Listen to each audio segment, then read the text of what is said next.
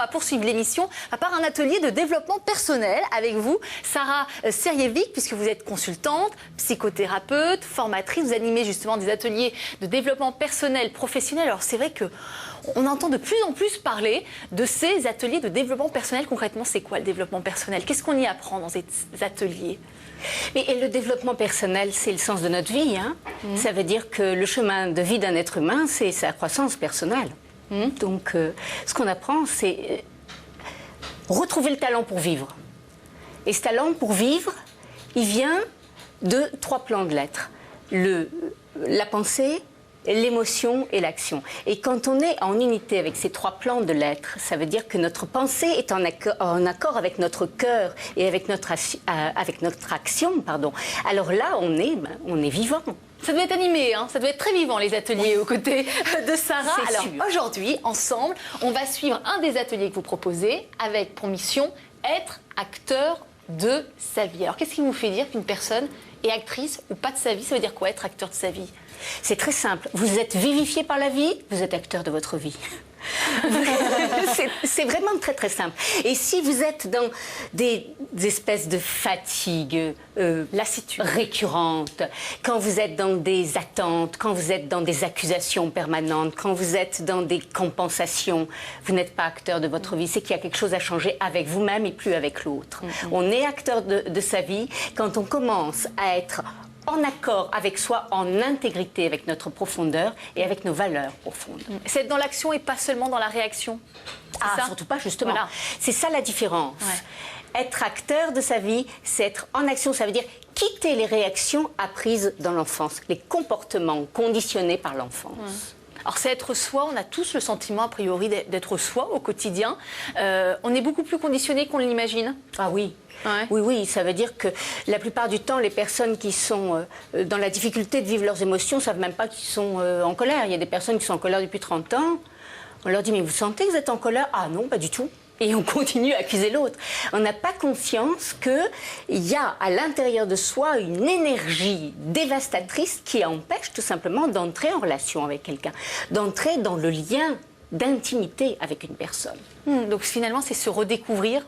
C'est un petit peu l'idée, c'est renouer avec soi, renouer avec sa personnalité, avec son identité. Renouer avec les forces créatrices de la vie. Puis mettre de côté les rôles, parce que c'est vrai que parfois on nous distribue des rôles. Des fabrications mentales, sortir des a priori, sortir des croyances négatives. Mais les croyances négatives, par exemple, c'est durant l'enfance, parfois on met des étiquettes. Oh, vous savez, lui, il est timide. C'est ça les étiquettes. Pour revenir à ce que disait Catherine, c'est si je m'habille avec une jupe courte et avec un petit décolleté, j'ai l'air d'une pute. Ça, j'ai entendu ça enfant, par exemple. Alors, si j'ai entendu ça enfant, c'est difficile après. C'est pour ça que le métier de Catherine est particulier. Parce que quand on va toucher à cette image, on va toucher aux croyances de la famille. Et la personne qui est en difficulté avec elle a l'impression de trahir la famille. Souvent, dans ces familles-là, il y a eu un enfant illégitime. Ou alors, il y a eu une passion dans une famille qui a été ravageuse et qui a créé des divorces dans les générations qui ont précédé. Et alors, donc, être femme, c'est être dangereux. Donc, évidemment, que je vais m'habiller de façon à surtout pas montrer que je peux être séduisante, puisque être séduisante, c'est me mettre en danger. Ça, c'est déjà une croyance. Ah, mais c'est incroyable. Et dont on n'a pas conscience tellement c'est imbriqué en nous. Ah, mais absolument. Vous trouvez qu'on est un peu trop au bal masqué? Qu'on se balade beaucoup, on est tous des comédiens, tous les jours on se balade avec des masques, des vrais caméléons, c'est ça? Exactement. Oui. Exactement. Mais on n'a pas le choix. Vous savez, le masque est important, Charlotte. Oui, ça nous protège. C'est pas seulement une protection. On a à jouer des rôles sur cette terre. Et les rôles sont différents en fonction des moments, qui sont les moments de l'instant. Vous imaginez un médecin cancérologue qui vient de se faire quitter par sa femme, arrive une patiente dans son cabinet à ce moment-là, il se met à pleurer dans ses bras. C'est une situation qui serait comique, mais qui est tout à fait en décalage avec la réalité qui est. Ça veut dire que cet homme-là, dans cet instant-là, il a à rentrer dans son rôle de cancérologue dans cet instant, et quand la patiente a quitté son cabinet, s'il est en contact avec lui, mais il doit être capable, même s'il a 50 ans, d'appeler, je sais pas, sa maman, sa meilleure amie, puis de pleurer comme un bébé, puis dire, voilà, il m'arrive le pire de ce qui pouvait m'arriver. Et la plupart du temps, nous sommes identifiés à nos rôles. Nous n'avons plus conscience que nous jouons des rôles. Alors, le médecin, il rentre chez lui, puis il continue à prescrire à tout le monde. L'infirmière, elle rentre chez elle, elle continue de soigner tout le monde. Il y a parfois un trop grand décalage entre ce qu'on est et ce qu'on montre. Mais évidemment, évidemment. Et c'est ça qui va créer des états de fatigue, des états de lassitude d'être en vie, tout simplement. D'être soi, ça simplifie les choses, ça fatigue oui, beaucoup. mais c'est un chemin de vie. Qu'est-ce qu'on a gagné à être ça soi? se fait pas ça se fait pas en claquant des doigts. J'ai beaucoup aimé tout à l'heure, dans le reportage de Catherine, quelqu'un qui disait « Ah, moi, je vais être changé en un jour ». Comme si on pouvait changer en une fois, en une heure, sa relation au monde. C'est un chemin de vie, c'est un chemin de douceur personnelle. La douceur fait partie du processus de guérison. Alors comment ça se passe l'atelier? Parce qu'on n'a pas pu vous suivre pour des raisons intimes, personnelles. Déjà, qui sont ceux qui viennent vous voir à l'occasion de ces ateliers? Ça dure combien de temps déjà l'atelier? Pour être acteur? Alors, j'en ai plusieurs. J'ai un grand bal masqué dans un château sur 6 jours. On arrive le samedi, on repart le dimanche, et là, on va travailler avec des masques. Et c'est fort intéressant de voir que derrière le masque, c'est la parole essentielle qui va s'exprimer. On va danser, on va rentrer beaucoup dans le mouvement, parce que le mouvement va permettre un vrai contact avec l'élan créateur qui est là. Donc ça, c'est un séminaire à part sur 8 jours.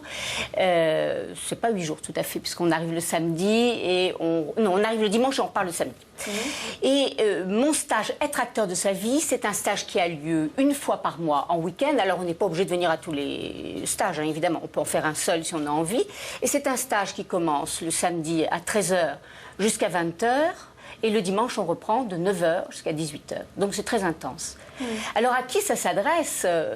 Moi, j'ai envie de dire à tous ceux qui vont bien et qui ont envie d'aller encore mieux. Et à tous ceux qui vont mal et qui sont en contact avec cette conscience qu'il n'y a pas de pouvoir plus puissant que soi-même sur soi-même. On a un potentiel extraordinaire. Et qu'on a un potentiel et que nous contenons entre nous la réponse à nos problématiques. Être responsable de ce qui m'arrive, pas coupable. Responsable, ça veut dire je vais trouver la réponse à l'intérieur de moi, de ma problématique. Sarah, ça va être extraordinaire. On va tous partir en stage, on va revenir brillantissime. Mais comment savoir, tout en sachant, Charlotte, que nos épreuves sont proportionnelles aux ressources qui sont en nous pour en triompher. Oui, parfois on ne le soupçonne pas. Mais on ne soupçonne pas tant de ressources. Et voilà. Et on va surprendre en flagrant délit nous-mêmes dans ce stage. Alors il y a un vrai impact. Vous voyez, vous l'avant et l'après, à l'issue du stage, au moment où les personnes arrivent et quand elles repartent. Il y a déjà une transformation qui se fait en 2 jours. On comprend beaucoup de choses. Je répète, Charlotte, je me méfie des coups de baguette magique. Oui. Je me méfie de ça. Ce qui est certain, c'est que quand quelqu'un a libéré une émotion, là, alors c'est très très visible. Alors là, on voit tout d'un coup la couleur de la peau qui change. Tout d'un coup, mais alors, le sang circule parce qu'une émotion a été vécue en direct là, avec les tripes de l'être. Regardez, les colériques ont souvent la peau rouge. Souvent, hein, même les colériques plus sous-jacents, souvent la peau rouge. Donc c'est vrai que finalement, il y a beaucoup de choses qui passent par notre visage et même par la texture de la peau. Hein. Les dermites, les choses comme ça, c'est souvent des émotions qui sont contenues et qu'on retrouve. Oui, et la peau reflet des états d'âme, hein, c'est l'idée. Alors par exemple, pour ceux qui aimeraient vraiment renouer avec leur identité, leur personnalité, un conseil pour commencer à prendre le chemin de la transformation, pour être au plus proche de soi? Alors, sans baguette magique, on l'a bien compris. Un conseil qui me viendrait en dehors des stages. Moi, je conseille vraiment un carnet de bord, d'avoir un petit carnet où on note au moins 3 fois par jour dans quel état on est. Et puis au bout d'un moment, on va s'apercevoir, mais je suis souvent triste finalement. Ou alors, qu'est-ce que je suis en colère? Il y a un moment où une prise de conscience va se faire. Voilà, c'est un tout petit conseil. Voilà, ça pourrait être un début. Alors comment reconnaître une personne qui est vraiment elle-même et d'une personne qui met un masque? Qu'est-ce qui vous fait dire, par exemple, vous avez un interlocuteur en face, qu'est-ce qui vous fait dire, oh bah elle ou lui, oh bah lui il a un masque? Alors, moi là, c'est une question que je ne me pose pas. Parce que je suis toujours dans le respect de la personne comme elle est au moment où elle est. Et si elle a un masque, quelquefois c'est une protection juste pour elle. Donc je ne vais pas commencer à juger. Parce que le juge ment. C'est juste. Donc jamais. Donc je ne vois pas quelqu'un qui a un masque ou pas un masque. Je vois quelqu'un avec qui j'ai envie d'entrer en contact ou pas. Je rappelle les titres de vos livres. Rompre avec nos rôles aux éditions Le Souffle d'Or de Sarah Serievich.